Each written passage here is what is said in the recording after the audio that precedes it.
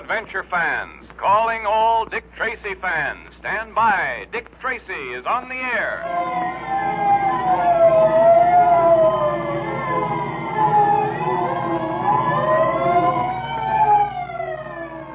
The makers of Quaker Puffed Wheat and Quaker Puffed Rice, those two delicious, nourishing cereals that are shot from guns, now bring you another thrilling Dick Tracy detective adventure.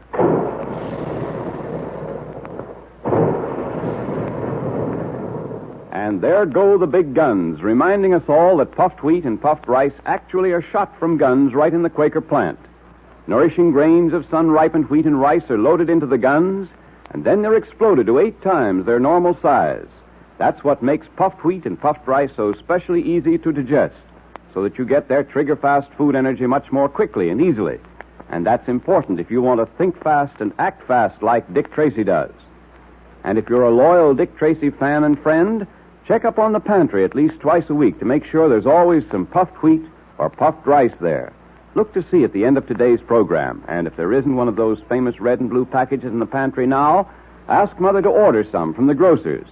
She's sure to be glad when you remind her of something so specially good for breakfast.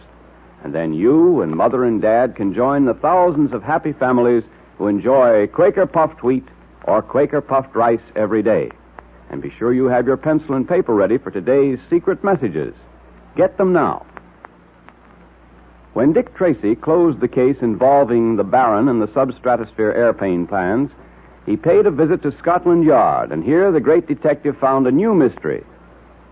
Dryden Small, the well-known Egyptologist, was returning to America with certain treasures which he had discovered in the ancient tomb of Tutankhamun. Small had reason to believe that someone was trying to kill him, and Tracy was asked to protect him on the voyage to America. Sitting in Small's cabin the first night out, Dick and Pat were startled to see a strange face peering in at their window. Mr. Tracy. What's the matter, Small? What's wrong? Look, there, the window. The man with the yellow face. So what? Dick, great Scott, look. That awful face at the window. It's gone now. Come on, Pat. We've got to find out who it is. Yes, and why are we standing through that window? Don't leave me alone. Don't leave me alone. We'll be back in a moment. Here, through this door, Pat. That'll bring us out on deck.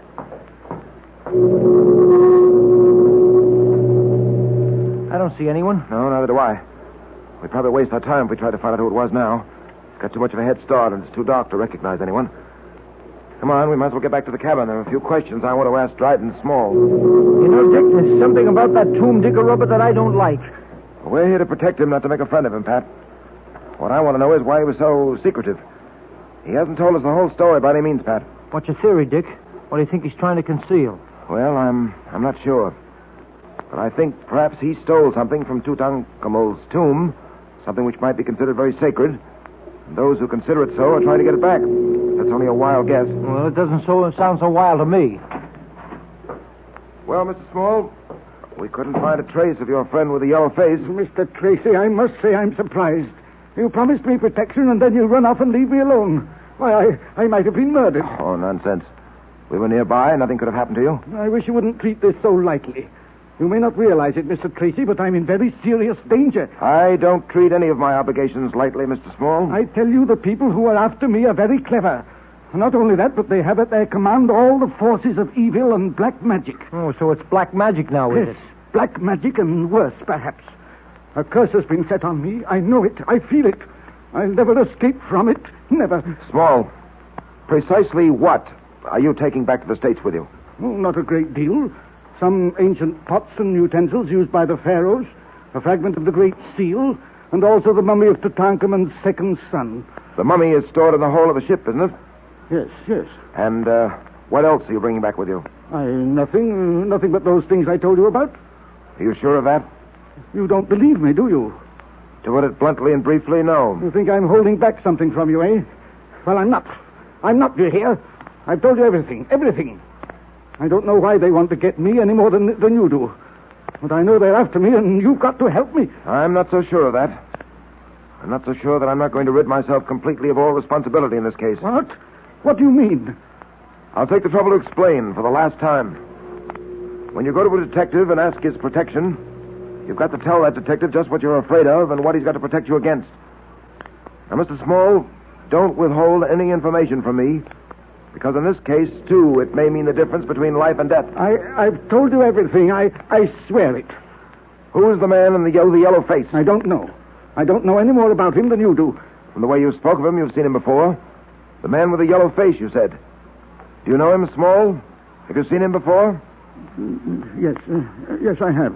You were right all the time, Dick. He was holding something back. Where did you see him before? Several times in Cairo and once in London. I don't understand it.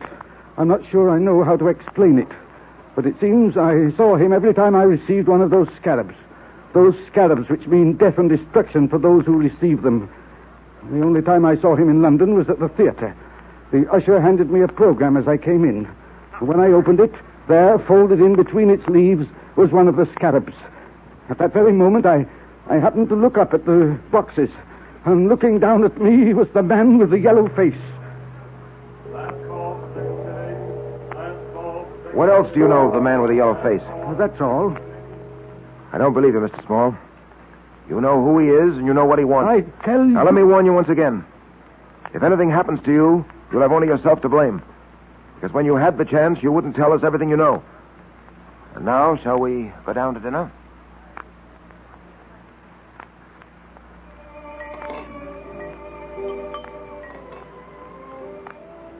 Coffee, sir? Oh, yes, please. By the way, Small, do you still carry that pearl-handled pistol? Yes, and I shall never part with it. If you ask me, it's much too dainty to be any good. I'm afraid it isn't very much to depend on. This pearl-handled revolver has been with me a long time, Mr. Tracy. I intend to hold on to it. Hello. The lights have gone out. Dynamo must have failed or something. Certainly pitch black in here. Tracy! Tracy! In the name of heaven! Small, where are you? He's struggling with someone. Help, Tracy, help! If I can get my hands on whoever it is that... Got him. Give me a hand here, Pat. It's so dark, can't see a thing. I've got hold of someone. Can't see who it is. There go the lights. They're on again. Small. Why, I was holding you all the time. Who do you think you were holding? Well, all I could do in the dark was to reach out and grab.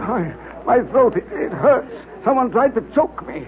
Yes, there are marks in your throat, all right. Grabbing hold of me did one thing anyway. It scared him off. Yes, Small. This time he was scared off. I wonder if I'll always get to you in time. I can't protect you from something that's nameless, you know. Something you won't tell us about. I've told you everything. Now, look here, Small. Tonight, you had an example of what might happen. And apparently you're still unconvinced that telling me everything you know is the only sensible thing to do. Now, for the last time, will you talk up?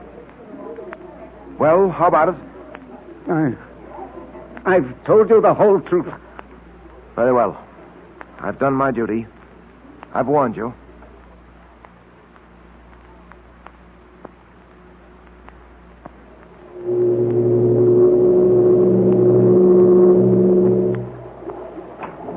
Hiya, Dick.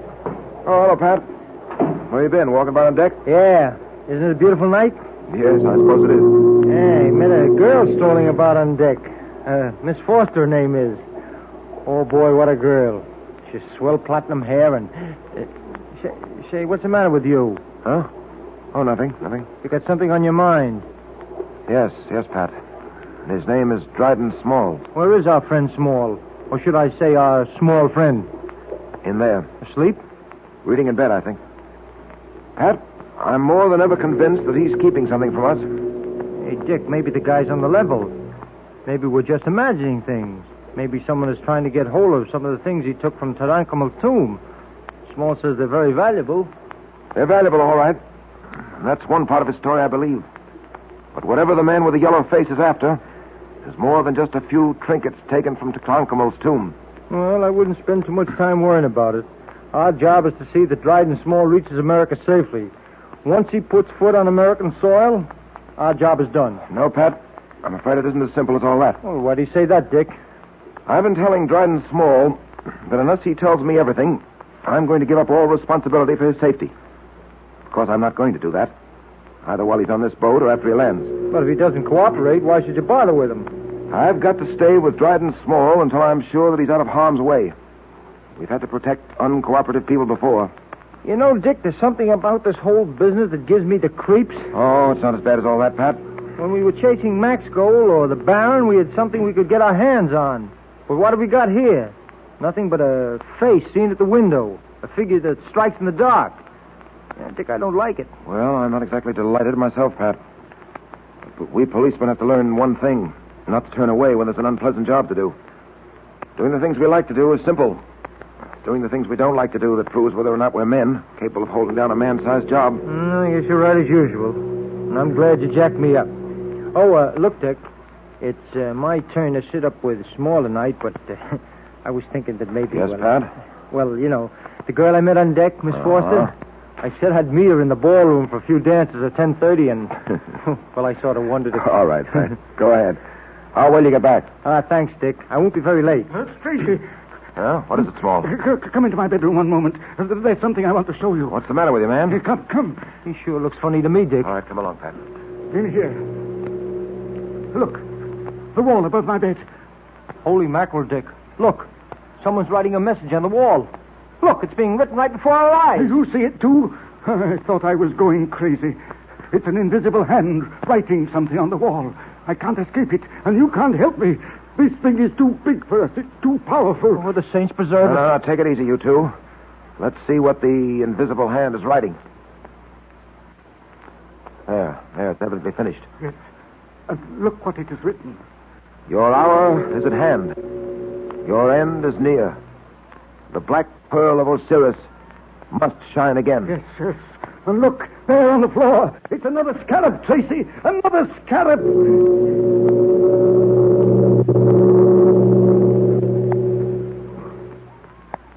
What is the meaning of the strange message on the wall? And how is it written? It's a puzzler, all right. But now it's time for the Dick Tracy Secret Service Patrol meeting. The makers of Quaker Puffed Wheat and Quaker Puffed Rice, the specially delicious, nourishing cereals that are shot from guns, invite you to attend.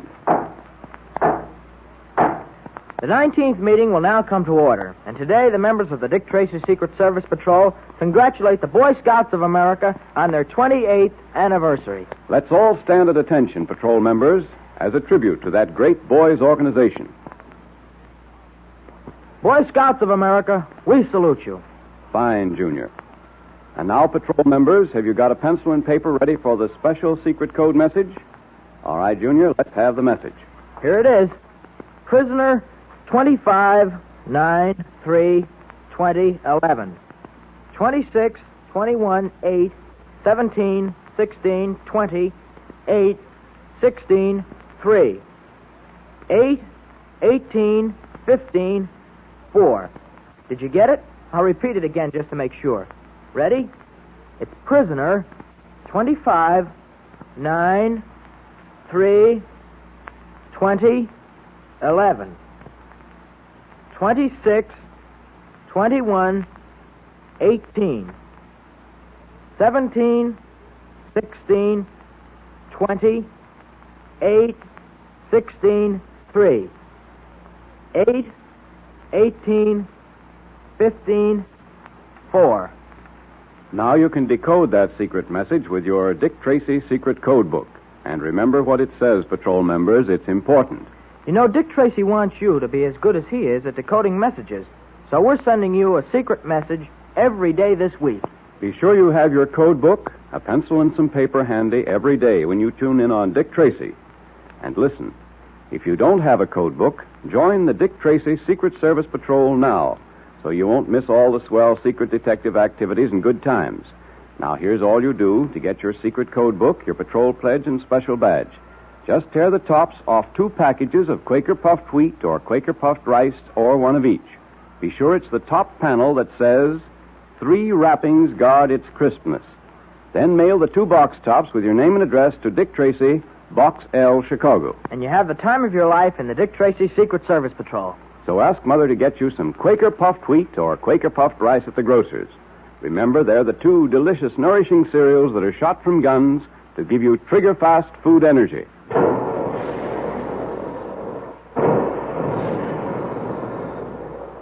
Calling all adventure fans, calling all Dick Tracy fans. Stand by for another exciting Dick Tracy adventure tomorrow at this same time.